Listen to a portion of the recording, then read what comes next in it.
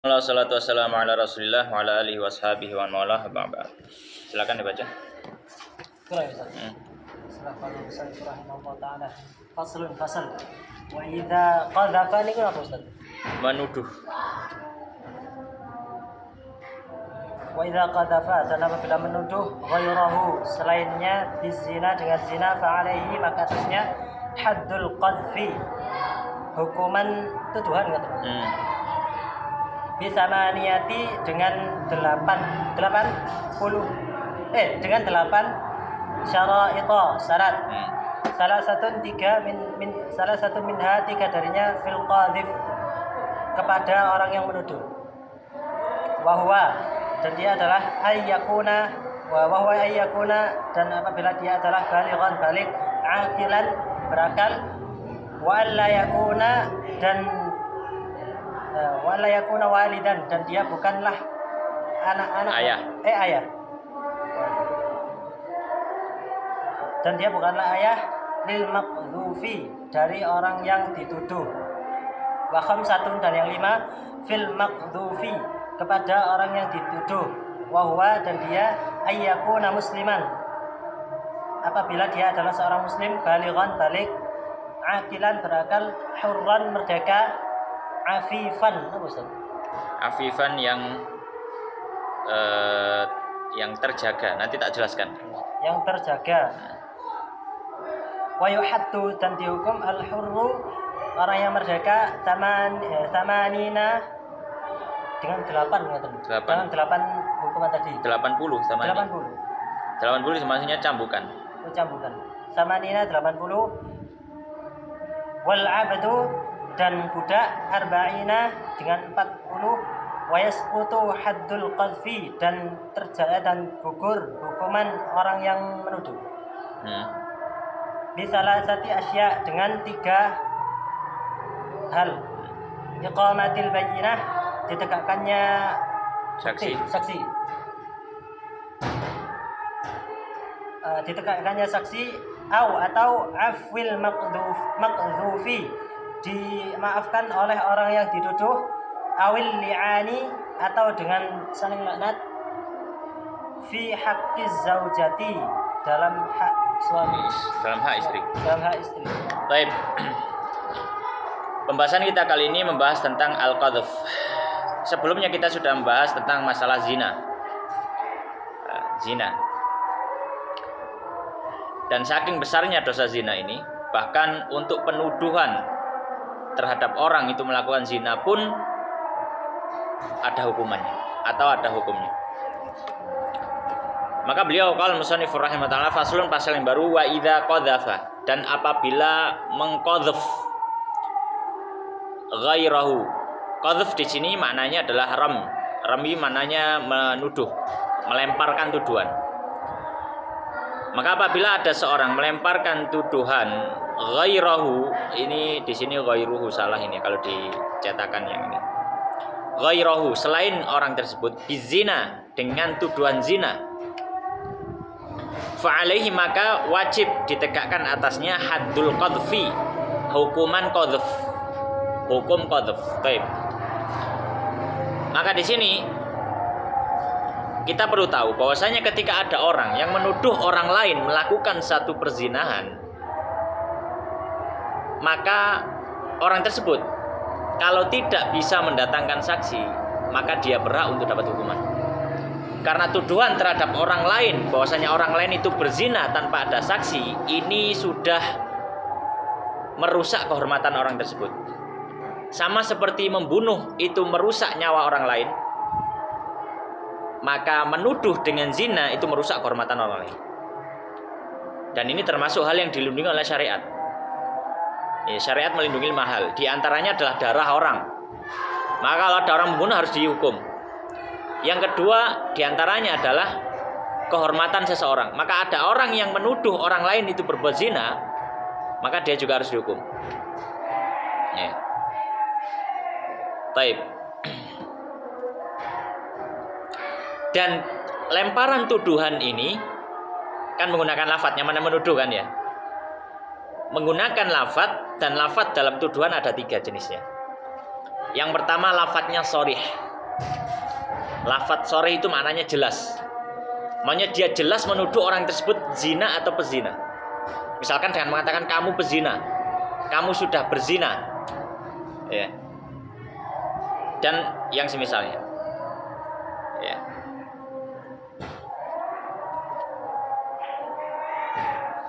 Pokoknya lafadz soreh itu intinya adalah kalau orang mengucapkan itu secara urf kebanyakan masyarakat orang tidak akan berpikir kecuali dia zina. Itu soreh jelas. Maka nggak perlu niat, nggak perlu tanya niatnya gitu kan. Yang kedua lafadznya adalah kinayah. Lafadznya kinayah. Kinayah itu apa? Kinayah itu dia menggunakan lafadz yang mengarah kepada zina tapi juga mengarah kepada selain zina. Jadi lafadznya masih apa? Ambigu. Ya, lafadznya masih ambigu. Baik. Misalkan dia mengatakan kamu ini wanita keji, ya fajirah misalkan kalau dalam bahasa Arab, ya fajirah ya khabithah, wanita keji, wanita yang enggak menolak ajakan orang lain, yang enggak menolak lelaki lain, atau wanita, ya pokoknya mengarah-marah ke arah sana. Ya. Tapi ada kemungkinan zina, ada kemungkinan nggak zina. Ini kinayah. Nah kalau kinayah bagaimana? Apakah langsung? Tidak.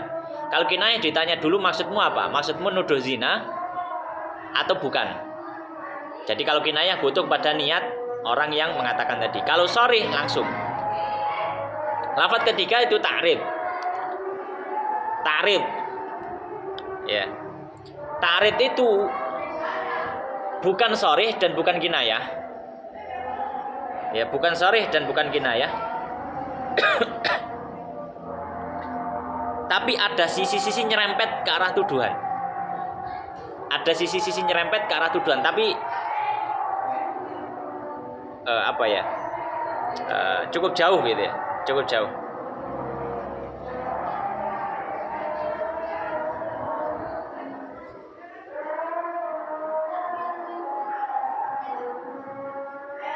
Maka ini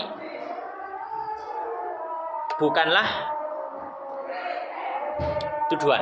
Misalkan ada orang mengatakan ibuku bukan pezina. Ibuku bukan pezina. Ya, maka ini kan sorry bukan, karena dia nggak sedang menuduh. Kinayah juga bukan, karena dia tidak menggunakan lafadz tuduhan. Kalau sorry atau kinayah itu kan nuduh. Ini kan bukan, tapi apa? Kayak menolak. Bukan berzina. Ya. Maka ini masuk dalam kategori tanah. Kalau ta'rid ini tidak ada hukumnya. Baik. Maka di sini bagi orang yang sorry atau kinayah dengan niat sorry, dengan niat menuduh, fa'alaihi haddul qadhf, maka dia berhak mendapatkan hukuman qadhf. Ya. Tapi hukuman qadhf ini ditegakkan dengan bithamaniyati syara'id, dengan 8 syarat. Harus terpenuhi syaratnya. Kalau tidak terpenuhi syaratnya maka tidak dapat dihukum. Salah satu minha, 3 dari syarat tadi fil qadhif itu untuk si penuduh. Maka si penuduh syaratnya ada 3. Apa saja? Wahwa, yaitu huwa balik ke qadhif. An yakuna, dia tadi adalah al-qadhif, ayakun al-qadhif gitu ya. Qadhif tadi adalah balighan. Pertama dia harus balik. Maka kalau ada anak kecil yang belum balik ngomong, "Oh, kamu pezina." Maka enggak bisa dihukum qadhif. Yang kedua, akilan, dia berakal. Akilan, dia berakal. Maka kalau ada orang gila misalkan menuduh kamu berzina, tidak dihukum qadhif. Syarat yang ketiga, wa an la yakuna walidan, dan yang qadhif tadi yang menuduh bukanlah ayah. Walid itu ayah. Tapi di sini masuk juga ibu. Intinya si penuduh bukanlah usul dari yang dituduh. Entah itu mbahnya atau ayahnya atau ibunya, ya. Pokoknya bukan bagian atasnya atau usulnya. Lil maghdhuf, terhadap yang dituduh. Ya, maka kalau misalkan ada seorang ayah mengatakan pada anaknya kamu berzina, ayahnya nggak bisa nggak bisa dihukum. Jadi 3 syarat ini tadi untuk apa? Si penuduh. Wa khamsatun dan 5 syarat fil makdhufi bagi si tertuduh. Maka si tertuduh supaya si penuduh dihukum itu ada 5 syaratnya. Baik. Yang pertama, wahwa yaitu an yakuna musliman. Ya. An yakuna musliman. Syarat yang pertama adalah yang dituduh tadi adalah seorang muslim. Maka orang yang kafir tidak bisa dia hukumnya qadzaf. Tidak bisa dianggap apa? Qadzaf. Maka sudah biarkan. Syarat kedua, balighun, dia balik. Nah, kalau misalkan itu anak kecil yang belum balik, maka tidak dianggap tuduhan tadi ya. Karena secara asal hukum tidak berlaku bagi mereka ya. Akilan, syarat yang ketiga dia berakal. Maka yang dituduh itu orang gila atau yang apa ya sudah enggak dianggap hukumnya. Syarat yang keempat, hurron, dia orang merdeka. Kalau seorang budak, maka tidak perlu adanya qadzaf atau yang semisalnya. Karena budak ya di sisi dia manusia tapi di sisi lain dia juga barang. Gitu. Kemudian yang kelima, afifan, dia afif. Afif tadi kalau terjemah secara bahasa dia menjaga diri atau terjaga. Tapi maksud dalam fikih afif dalam masalah hukum qadzaf itu adalah orang yang belum berhubungan suami istri sama sekali. Ya. Atau sudah berhubungan suami istri tapi yang tidak dihukum dengan hubungan suami istrinya. Maka contoh untuk yang pertama, dia belum berhubungan suami istri sama sekali, misalkan dia perawan, kurang nikah sama sekali. Ya. Maka kalau atau contoh yang kedua ya sebelum itu. Contoh yang kedua termasuk afif adalah kalau dia memang sudah berhubungan suami istri tapi hubungan suami istrinya sesuatu yang tidak mendapatkan hukuman sama sekali. Seperti apa contohnya? Misalkan dia sudah menikah, kemudian berhubungan suami istri dengan istrinya sah, atau dia sudah berhubungan suami istri, tapi terhadap budaknya kan nggak dihukum, kan sah. Maka masih disebut apa? Afif. Ya, masih disebut apa? Afif.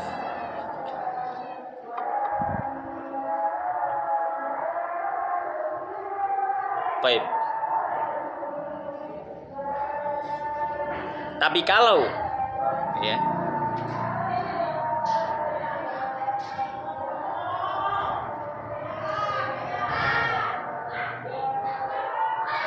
dia melakukan satu hubungan, sudah pernah melakukan suatu hubungan, tapi hubungan hubungannya itu haram, hubungan suami istrinya haram. Ya, misalkan apa? Dia sudah pernah berzina misalkan, naudzubillah. Maka kalau ada orang menuduh, setelah itu yang menuduh nggak dapat hukuman, nggak ada hadul qadzaf. Kenapa? Karena dia sudah bukan afif, sudah pernah berzina. Ya, sudah pernah berzina. Ya, sudah pernah berzina. Taib. Atau dia naudzubillah, misalkan dia berhubungan tapi bukan zina, misalkan lewat dubur. Nah, sudah. Meskipun itu terhadap istrinya sendiri, jadi sudah nggak afif lagi. Ya, nggak afif lagi. Ya. Jadi afif itu adalah wanita yang belum berhubungan suami istri sama sekali, atau sudah berhubungan suami istri tapi halal, boleh, tidak ada hukuman sama sekali. Tapi kalau sudah berhubungan suami istri tapi haram atau mendapat hukuman, maka ini sudah bukan afif lagi. Maka nggak perlu nggak ada hadul qadzaf gitu.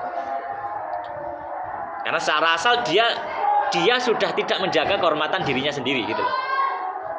Maka nggak ada urusan kalau orang menuduh atau mencela kehormatannya, karena orangnya sendiri itu nggak menjaga kehormatannya.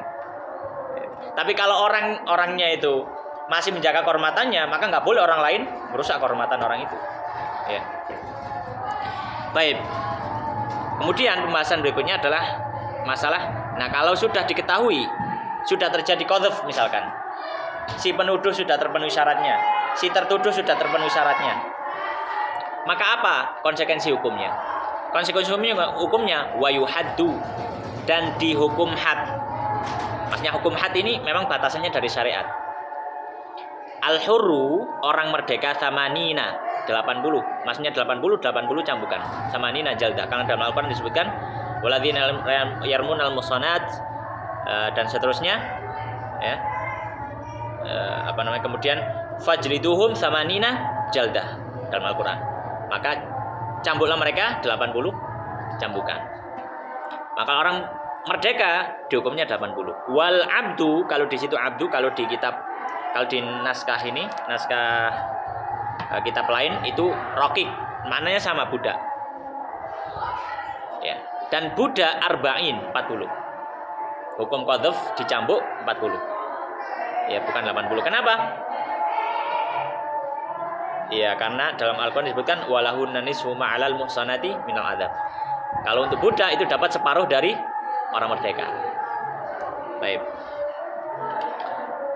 Kemudian selesai pembahasan hukum qadzafnya. Kemudian ada pertanyaan, mungkinkah hukum qadzaf itu gugur?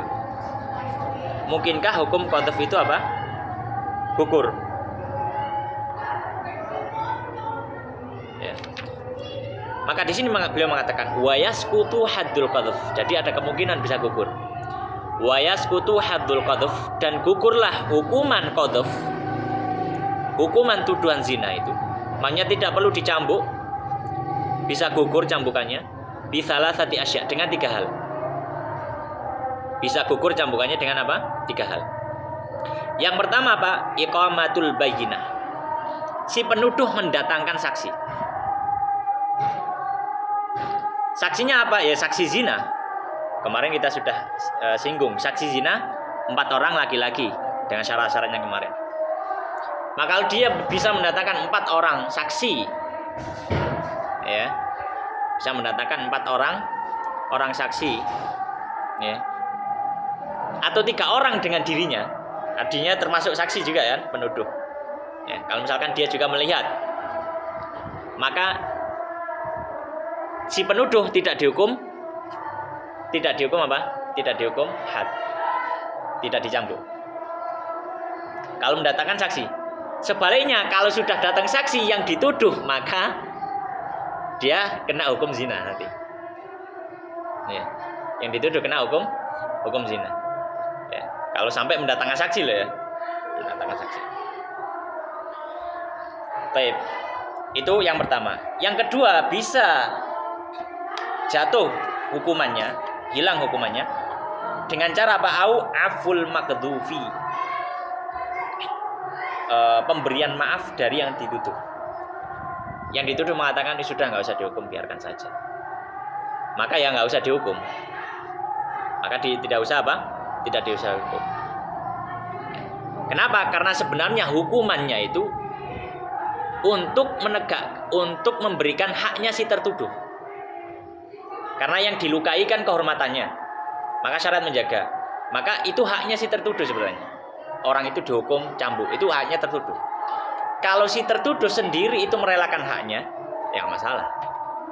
Ya masalah. Misalkan ada orang ngambil harta orang lain, mencuri.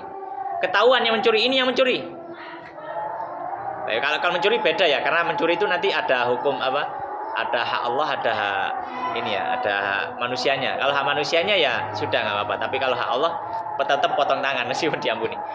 Contoh yang lain misalkan gosop pakai tanpa izin ya dari satu benda, kemudian setelah itu ya sudah pakai aja nggak apa-apa, ya nggak apa-apa, atau malah ISPN ya nggak apa-apa ya. Kenapa? Karena itu haknya, dan kalau dia sudah merelakan haknya ya nggak masalah. Baik.